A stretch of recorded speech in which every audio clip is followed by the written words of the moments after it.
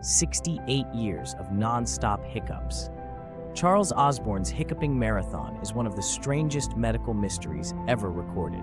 It all started in 1922 when a simple fall on the farm triggered a never-ending bout of hiccups, defying every remedy and baffling doctors worldwide. Despite trying countless treatments, nothing could stop the relentless contractions of his diaphragm. Imagine enduring this for nearly 7 decades, hiccuping an estimated 430 million times before they mysteriously vanished as suddenly as they began. This extraordinary tale challenges our understanding of the human body and highlights the strange quirks that can make medical science seem like a puzzle.